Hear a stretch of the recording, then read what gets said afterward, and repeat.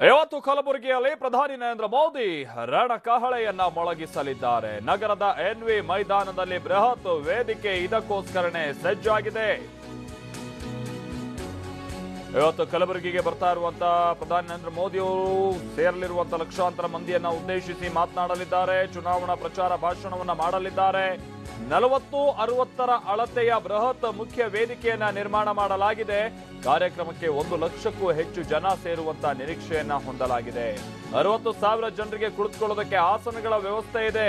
ಇನ್ನು ಕಲಬುರಗಿ ಅದು ಕೂಡ ಇನ್ನೇನು ಬೇಸಿಗೆಗಾಲ ಆರಂಭ ಆಗ್ತಾ ಇರುವಂತ ಸಂದರ್ಭ ಇದು. ಕೇಳಬೇಕಾ, ಎಗ್ಗ ಮಗ್ಗ ಬಿಸಿಲಿದೆ.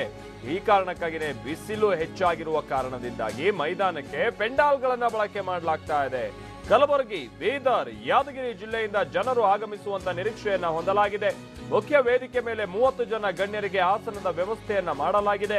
ವಿವಿಧ ಕಾಮಗಾರಿಗಳ ಶಂಕುಸ್ಥಾಪನೆಗೆ ಪ್ರತ್ಯೇಕ ವೇದಿಕೆಯನ್ನ ಸಿದ್ಧ ಮಾಡಲಾಗಿದೆ. ಮೊದಲಿಗೆ ಆಯುಷ್ಮಾನ್ ಭಾರತ ಫಲಾನುಭವಿಗಳ ಜೊತೆಗೆ ಸಂವಾದ ಇರುತ್ತೆ.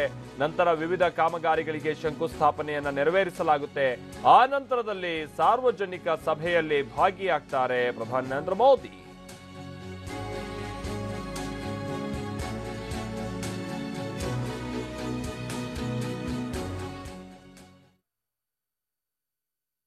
ಇವತ್ತು ಇನ್ಫ್ಯಾಕ್ಟ್ ಅವರು ವಿಡಿಯೋ ಕಾನ್ಫರೆನ್ಸ್ ಮುಖಾಂತರವಾಗೂ ಒಂದಷ್ಟು ಯೋಜನೆಗಳಿಗೆ ಅಥವಾ ಆಲ್ರೆಡಿ ಫಿನಿಶ್ ಆಗಿರುವಂತಹ ಕೆಲಸಗಳಿಗೆ ಅವರು ಚಾಲನೆಯನ್ನ ಕೊಡ್ತಾರೆ, ಲೋಕಾರ್ಪಣೆಗೊಳಿಸ್ತಾರೆ ಅನ್ನೋದು ಗೊತ್ತಾಗ್ತಾ ಇದೆ. ಬಹುಶಃ ಇವತ್ತು ಈ ಬೆಂಗಳೂರಿನ ವಿಶ್ವವಿದ್ಯಾಲಯಕ್ಕೆ ಸಂಬಂಧಪಟ್ಟಂತೆ ಈಶಾನ್ಯ ಭಾಗದ ವಿದ್ಯಾರ್ಥಿಗಳಿಗೆ ನಿರ್ಮಿಸಲಾಗಿರುವಂತಹ ಹಾಸ್ಟೆಲ್ ಕೂಡ ಬಹುಶಃ ಅವರು ಈ ಉದ್ಘಾಟನೆ ಮಾಡ್ತಾರೆ ಅಂತ ಕಾಣಿಸುತ್ತೆ ಇವತ್ತು. ಅದಾದ ನಂತರದಲ್ಲೂ ಕೂಡ ಬಹಳಷ್ಟು ಯೋಜನೆಗಳು ಕಂಪ್ಲೀಟ್ ಆಗಿರುವಂತವನ್ನ ಲೋಕಾರ್ಪಣೆಗೊಳಿಸ್ತಾರೆ. ಇನ್ನೊಂದಷ್ಟಕ್ಕೆ ಅವರು ಚಾಲನೆಯನ್ನ ಕೊಡ್ತಾರೆ. ಎನ್ವಿ ಮೈದಾನದಿಂದಲೇ ಈ ಎಲ್ಲಾ ಕಾರ್ಯಗಳನ್ನ ನಡೆಸ್ತಾರೆ. ಕಲಬುರಗಿಗೆ ಬಂದಿರುವಂತಹ ಪ್ರಧಾನಿ ನರೇಂದ್ರ ಮೋದಿ ಅವರು ಈ ತರದ ಕಾರ್ಯಗಳಲ್ಲಿ ತೊಡಗಿಸಿಕೊಂಡ್ರು ಕೂಡ ಗಮನ ಇಟ್ಟಿರೋದು ಚುನಾವಣೆ ಗೆಲುವಿನ ಮೇಲೆ. ಈ ಕಾರಣಕ್ಕಾಗಿಯೇ ಚುನಾವಣಾ ಪ್ರಚಾರ ಕಾರ್ಯವನ್ನ ಇವತ್ತು ಬಹಳ ದೊಡ್ಡ ಮಟ್ಟದಲ್ಲಿ ಅದ್ದೂರಿಯಾಗಿ ನಡೆಸೋದಕ್ಕೆ ನಿರ್ಧರಿಸಿದ್ದಾರೆ. ಮುಖ್ಯ ವೇದಿಕೆಯನ್ನ ನಾವಿಲ್ಲಿ ನೋಡ್ತಾ ಇದ್ದೀವಿ. 30 ಜನ ಕುಳಿತುಕೊಳ್ಳೋದಕ್ಕೆ ಅವಕಾಶವನ್ನ ಕಲ್ಪಿಸಲಾಗಿದೆ. LED ಸ್ಕ್ರೀನ್ ನ ವ್ಯವಸ್ಥೆ ಇರುವಂತದನ್ನ ಕೂಡ ಗಮನಿಸ್ತಾ ಇದ್ದೀವಿ. ಪ್ರಧಾನಿ ನರೇಂದ್ರ ಮೋದಿ ಅವರು ಬಹುತೇಕ ಬರುವಂತಹ ಸಂದರ್ಭದಲ್ಲಿ ಆ ವೇದಿಕೆ ಜಗಮಗಿಸ್ತಾ ಇರುತ್ತೆ.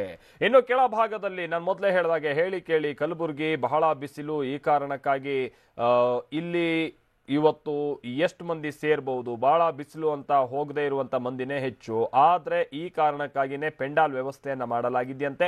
ಕೆಳಗೆ ಕುಳಿತುಕೊಳ್ಳೋದಕ್ಕೆ ಸುಮಾರು 60,000ದಷ್ಟು ಆಸನದ ವ್ಯವಸ್ಥೆಯೂ ಕೂಡ ಆಗಿದೆ ಅನ್ನೋದು ಗೊತ್ತಾಗ್ತಾ ಇದೆ.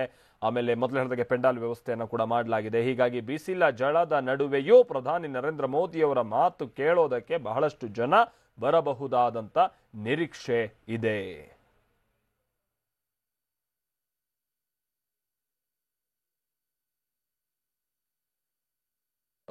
ಮತ್ತೊಂದು